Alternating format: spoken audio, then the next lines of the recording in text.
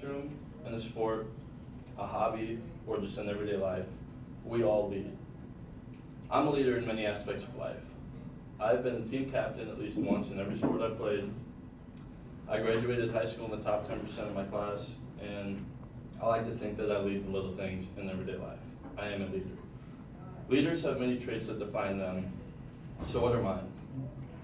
Persistence is the first one. To me, persistence is overcoming adversity.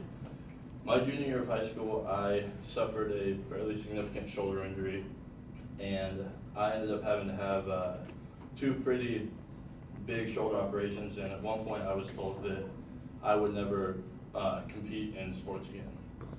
And if any of you know me, I'm very big into sports, so that just wasn't gonna happen for me. And for 8 months, twice a day I did therapy, and I ended up being cleared a week before my senior season to play football.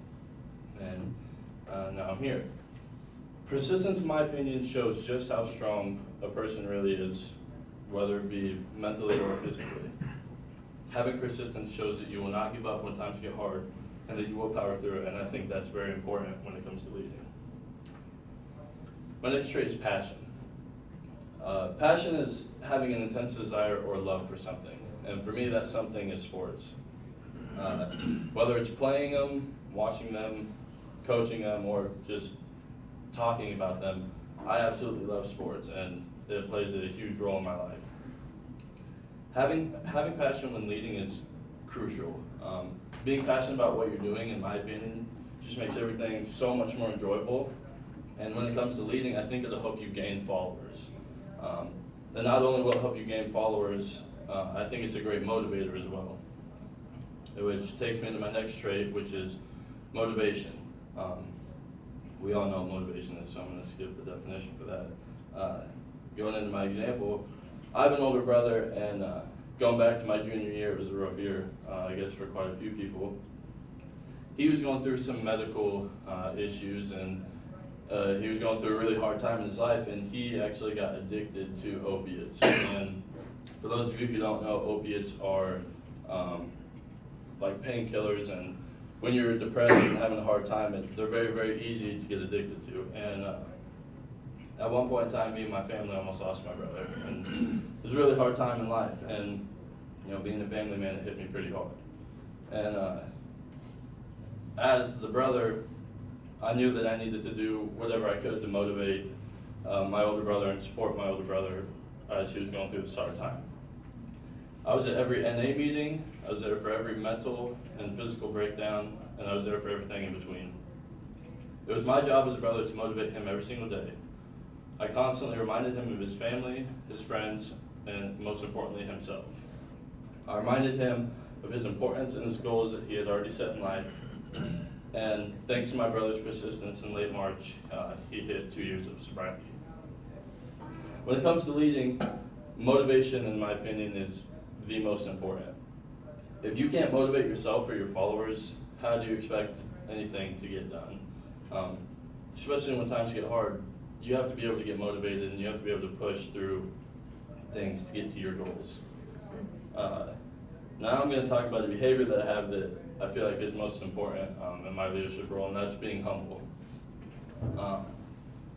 Where I'm at today in life, I feel like I've been a pretty successful person. I mean, I'm playing football for a nationally ranked football program, and I'm attending college here at Morningside, as all of you are too. I have quite a few things that I could brag about, but I really don't, and that's what makes me humble. I'm very thankful for where I'm at in life, and I let my performances and achievements speak for themselves. I don't need to speak for them. When it comes to leadership, being humble is very important. If I were to just walk around and talk about my achievements and awards, do you think very many people would sit there and talk to me or even listen to me after a while? Probably not. And so if you have awards or accomplishments, don't brag about them.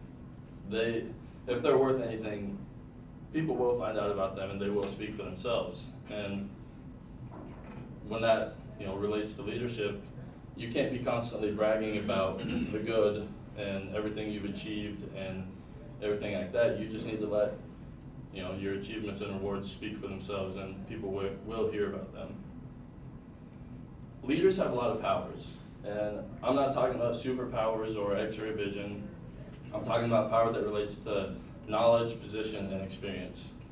In my leadership role, I am at an expert level power of for football.